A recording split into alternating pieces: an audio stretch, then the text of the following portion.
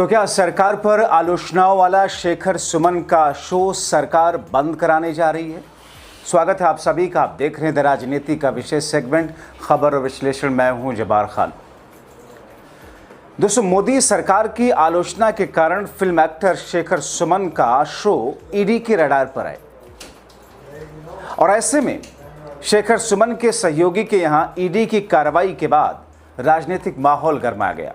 पूरे विपक्ष ने एकजुट होकर केंद्र की मोदी सरकार पर ईडी द्वारा शेखर सुमन के शो को बंद करवाने के लिए इसे उठाया गया कदम बताया। दरअसल दोस्तों, केंद्र ने अपनी केंद्रीय एजेंसी ईडी के जरिए शेखर सुमन के सहयोगी के यहाँ छापेमारी की। शेखर सुमन अपने शो में अक्सर व्यंग्यात्मक लहजे में सरकार की नीतियों और फैसलों की तीखी आलोचना करते हैं। शेखर के शो को देश में काफ़ी पसंद किया जाता है। शो की भारी कामयाबी के बीच अब केंद्र सरकार के जरिए ईडी के इस उपयोग और दुरुपयोग को लेकर काफ़ी चर्चाएं हैं। कहा जा रहा है कि ये छापेमारी महज एक इत्तेफाक नहीं बल्कि सरकार विरोधी आवाज़ को दबाने का एक सुनियोजित प्रयास है।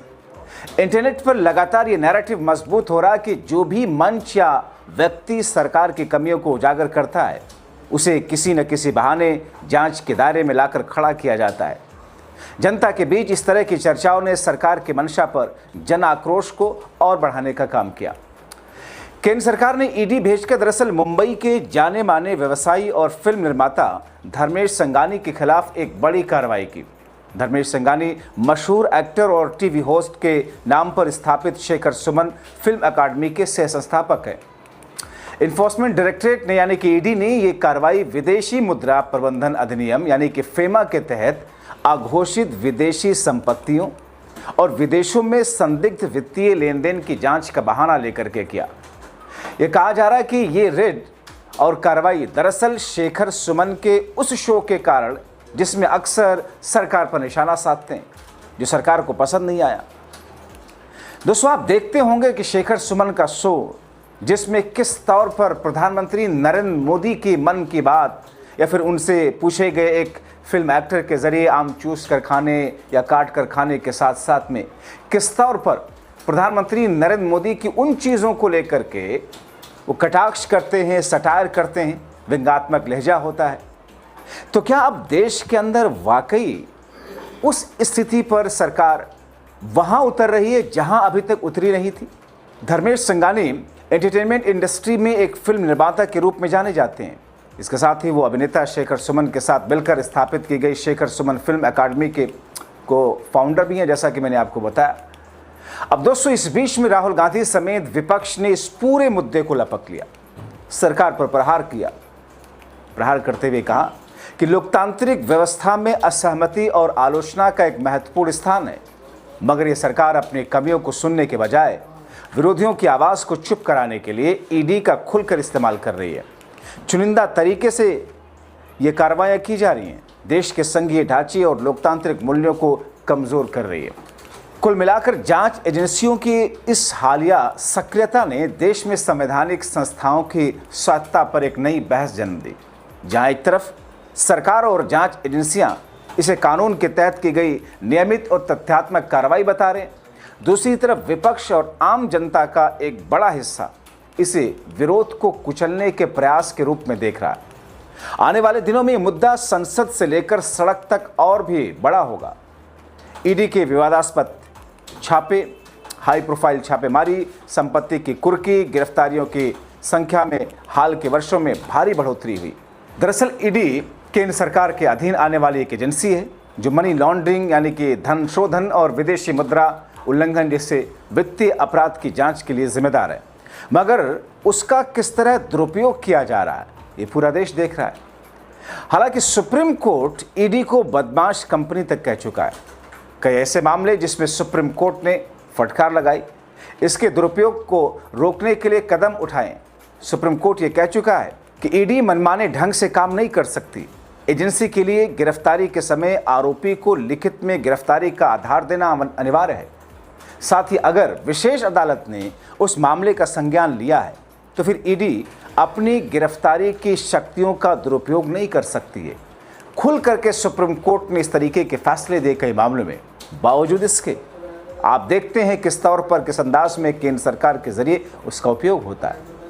अब दोस्तों, जहां एक तरफ ईडी का ये रुख है कि वो काले धन और वित्तीय धोखाधड़ी को रोकने के लिए पूरी तरह स्वतंत्र रूप से काम करती है, दूसरी तरफ इसकी कार्रवाइयां तीव्र राजनीतिक और कानूनी बहस का केंद्र बन गई।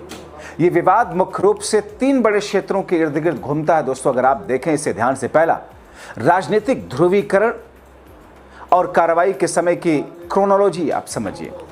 ईडी के खिलाफ सबसे आम आलोचना यह है कि इसकी कार्रवाइयां राजनीतिक रूप से प्रेरित हैं। जैसा कि आपने देखा विपक्षी नेताओं के खिलाफ किस तौर पर इसका इस्तेमाल हुआ। दूसरा, सारी कार्रवाई विपक्षी नेताओं और आलोचकों पर सब देख रहे हैं। विपक्षी दलों और नागरिक अधिकार संगठनों का लगातार ये कहना है कि ईडी की अधिकांश हाई प्रोफाइल जांचें क्षेत्रीय और राष्ट्रीय विपक्षी नेताओं जैसे कि कांग्रेस, आम आदमी पार्टी, टीएमसी, झारखंड मुक्ति मोर्चा को निशाना बनाती हैं। और इसके प्रमुख उदाहरण में दिल्ली के पूर्व मुख्यमंत्री अरविंद केजरीवाल, जिसमें बाद में उसी मामले में कोर्ट ने क्या फैसला दिया आपके सामने है।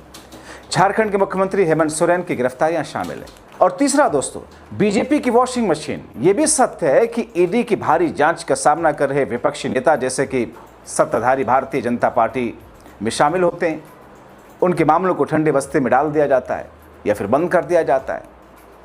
और इसी तरह देखें तो एक और रणनीतिक समय, लोकसभा का चुनाव हो, विधानसभा का चुनाव, उससे ठीक पहले छापेमारी और समन की संख्या में अचानक इजाफा होता है।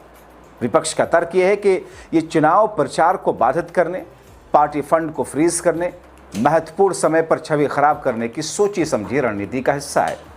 और जैसा कि देखा गया और देखा जाता है, सुप्रीम कोर्ट ने स्पष्ट किया है कि ईडी मनमाने ढंग से काम नहीं कर सकती। एजेंसी के लिए गिरफ्तारी के समय आरोपी को लिखित रूप में गिरफ्तारी का आधार यानी कि ग्राउंड्स ऑफ अरेस्ट देना जरूरी है।